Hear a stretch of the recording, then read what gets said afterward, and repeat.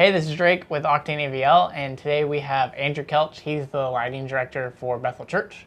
And today we're going to go over how he sets up his MA console for a show. He just got to use an MA3 at the most recent conference. The MA3 is running the MA2 software. So this can apply to MA2 consoles. It can also apply to more than just MA consoles. The idea of how he sets up his show and why. So we're going to take a look at the console, and he's going to give us some details of what he does with his show. Okay, so now we're looking at the console, and I know that Bethel can do stuff on the fly, pretty spontaneous, so you set up your show very much for busking. Yep. So let's talk about what's on your faders, because those are the most used things. So what do you have programmed for your faders and buttons? Okay, so on my faders, it's just intensities and effects that I can pull up on the fly. So I use group masters for intensity on fixtures. I have kind of sections of types of fixtures in different spots on the 15 faders. So give an example. What's on your first bank? So for this design, we use GOP X-Force. So I had the lid guys up here on a fader, and I had these side ones on a fader as well. And then I had some effects just for the lid ones because I really just used the sides as a band wash for low moments and just overall time. And then over here I had VO4Ks, and then I had the upstage top ones on a fader and the floor guys on a fader. And then these effects control both groups symmetrically at the same time.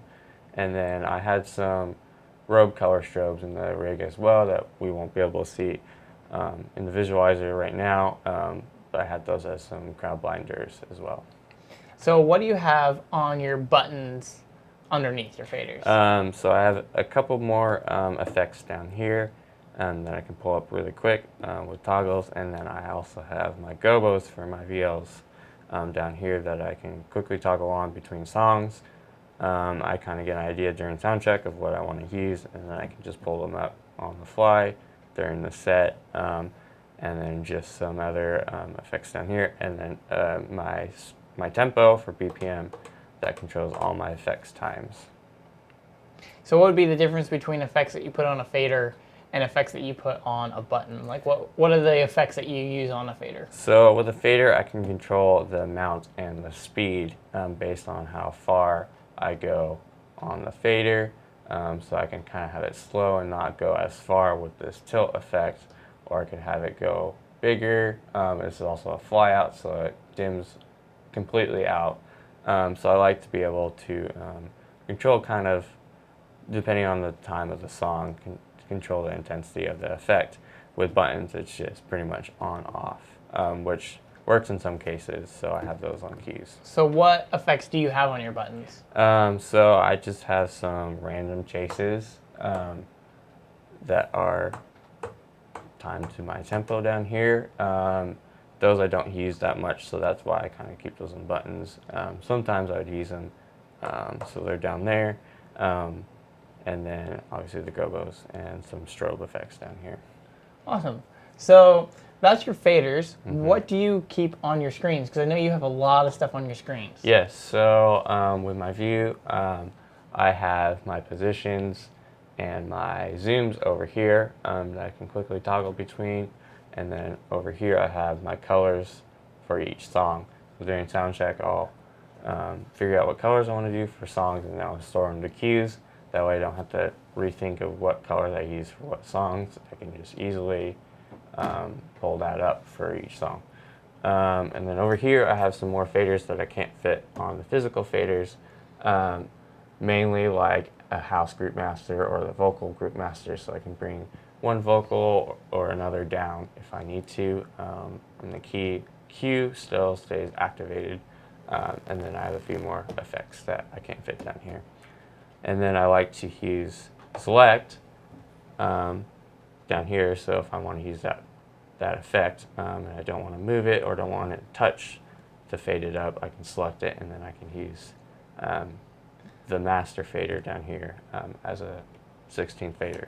That's really cool. And then I have program time here, so if I do want to change something in the programmer on the fly, it's not going to snap.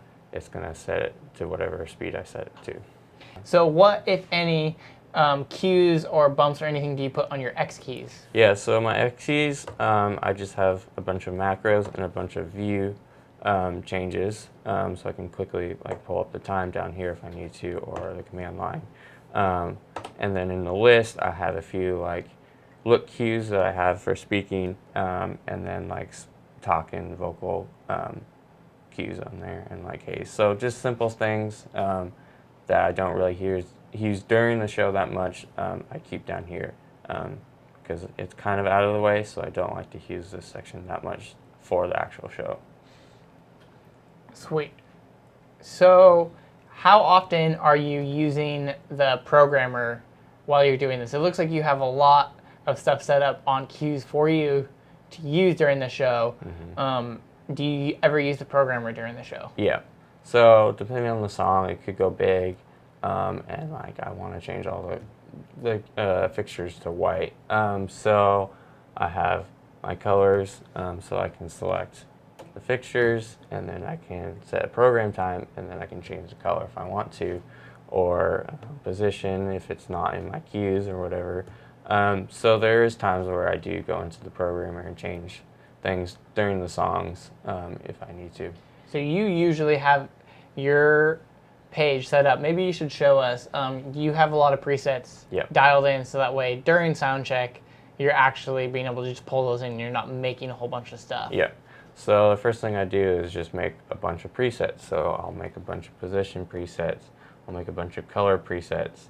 And I have it so it will change when I select the parameters, so it's just quicker for me.